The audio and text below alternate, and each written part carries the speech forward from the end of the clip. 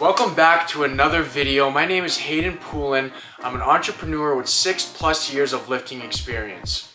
And I'm Brian Perry. I'm an exercise science student at the University of New Hampshire, and I have 4+ years of training experience. Together we decided to start a fitness coaching brand to help others achieve their fitness goals. In today's video we're going to be talking about workouts that you can do at home with zero equipment.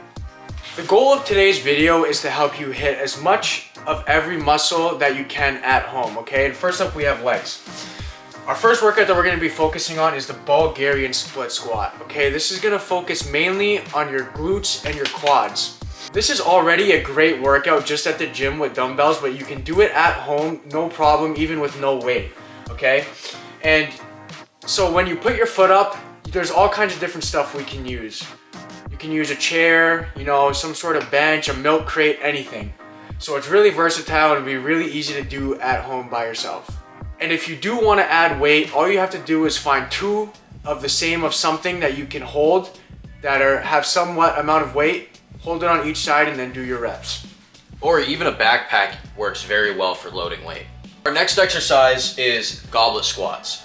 So these are going to target mainly the quads, and these are very simple. You're just doing a regular squat. Usually in the gym you'd be holding a dumbbell in your hands, but in this case we're going to put a backpack on for the most practical use. And you can really put anything in there, go outside, find a couple rocks or something, it can really be anything that has a decent amount of weight. Put a couple water bottles in there, something like that. Textbooks are really heavy.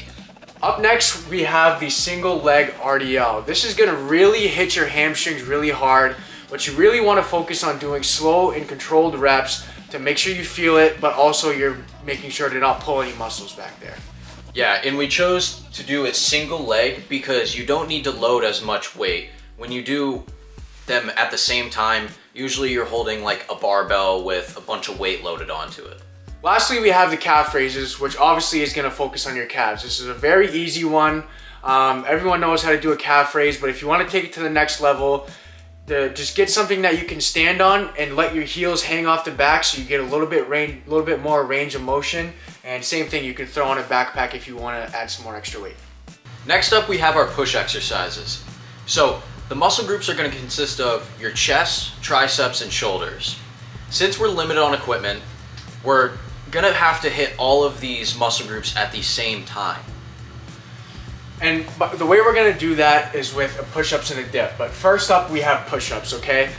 There's a lot of different ways you can do push-ups, but we're going to keep it fairly simple and go with the wide push-up, which your hands are going to be further spaced out beyond shoulder width, and that's going to be more of a chest-focused push-up, okay?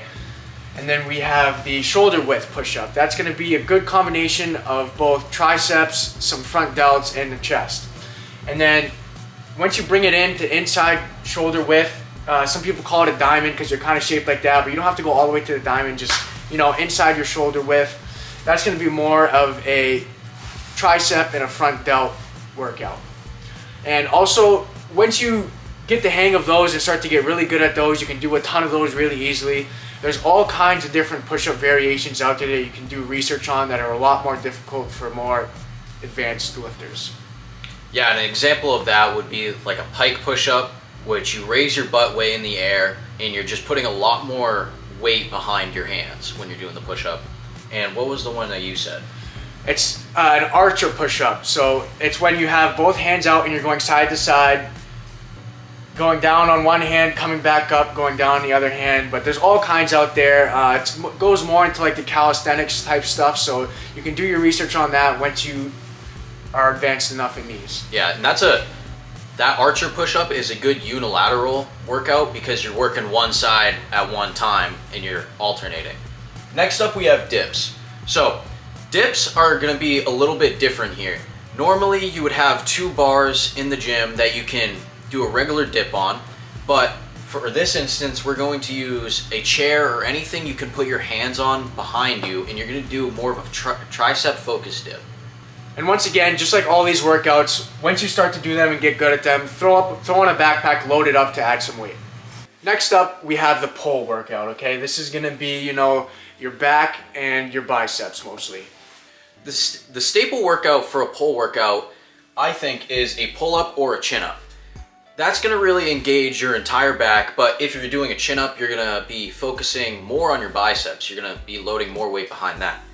So with this workout, you kind of need something that can support your weight. So if you don't have a pull-up bar at home, maybe you have like a door frame that you can get your hands on enough, or you can make some bar that will hold your weight. Yeah, if your parents will let you, maybe get a 2x4 or something and just screw it into the door frame or something. But yeah, you just try to make it work, and if not, a pull-up bar is fairly cheap. You can get it at Walmart or something. But we're trying to make it so you don't have to buy anything at all, but you might have to get a little bit creative. Yeah, and the pull-up is one of those workouts where you can use your environment. You could be out walking on the street and pull up on a light post or something, or a tree branch. It's very accessible if you can find something that will hold your weight. Yeah, and when doing pull-ups and chin-ups, not everyone is able to do a full pull-up at first. So what we recommend is to start, just doing like half reps. You start hanging and just engage your lats until you can finally get that full pull-up. And then once you can do that, just keep doing pull-ups until you can do multiple in a row. Yeah. So like he said, you can start by starting at the top position and doing slow eccentrics as well. Next up, we have the inverted row, okay? This is a little bit of a weird one. This is where you're gonna be laying down under something that you can pull yourself up on from the ground. Maybe like a table or something like that, where you can lay under it, hang on the edge of it, and pull yourself up. Yeah, and the final workout we have for this is a backpack row. Basically, you're going to grab your backpack, put a doable weight inside of it, like maybe a couple textbooks, and you're just gonna do a normal dumbbell row, which you would do at the gym. Yeah, and same thing, use your resources. You can, put your hand on a chair or something, or some sort of stool. Or, another way you could do it is actually lay down on top of a chair or a bench, have your arms hanging down, and use both hands on the straps to do your row like that. Yep. Our last workout is going to be the ab workout, okay? This is fairly popular. This is what a lot of people do at home, so these are probably you're going to be a little bit more familiar with, but we're still going to take you through it so you can do it in the best way possible.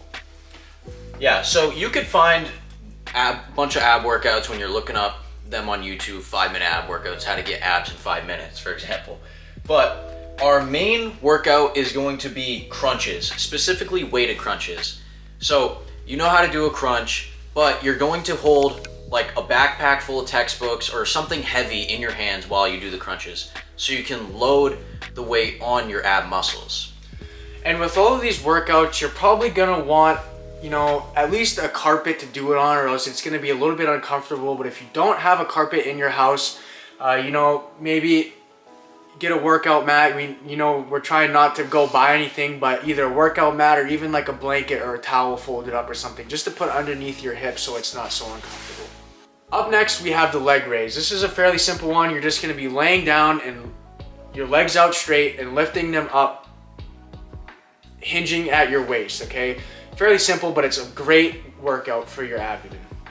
Yeah, and you can do these lying down, like he said. You can do them with your arms holding you up on something, like maybe your countertop, for example, or you can do it hanging from a bar. And there's also different variations on this, just like a lot of these workouts where you can, lift your legs and your torso at the same time, kind of like folding together like a taco almost. But, do your research, find out which one is most comfortable for you. Lastly, we included the planks. This is more for core stability. It might not be a complete muscle builder, but it is great for bracing your core, and bracing your core is very important for other exercise like bench pressing or squatting. Yeah, and it's also kind of like a injury preventative workout. When you have that really strong core, it's really gonna help you for not injuring your back and other things. So for our final piece to this video, we are going to be providing some tips to use for these at-home workouts. Our first one is gonna be slow eccentrics, okay? Doing these workouts with very slow reps is gonna make the workouts harder, so that way you don't have to add weight. And doing so, you can really work on your form. Our next tip is going to be doing unilateral work when you can. So for example, that could be doing a one-arm backpack row. And doing unilateral work really just allows you to use lighter weight, because you can't load 100 pounds, for example, into a backpack. You could do maybe 50 pounds in textbooks, and you can do one arm at a time. Next is the one that we've been talking about throughout this whole video, is finding ways to add weight to these workouts. We found that the best way is really to use a backpack. You can use it for almost every single workout, and you can really throw whatever you want that has some sort of weight in there, and it's really gonna benefit all these at-home workouts. And our final piece to what we think is most important when you're doing at-home workouts is training close to failure for growth. That is because you're not able to load as much weight as you can usually at a gym. So you want to focus on a higher rep range and really pushing yourself. Thank you guys for stopping in today's video. If you'd like to get your fitness journey started with us, all you have to do is text STRIVE to 603-728-5806. Thank you, and we'll see you again very soon.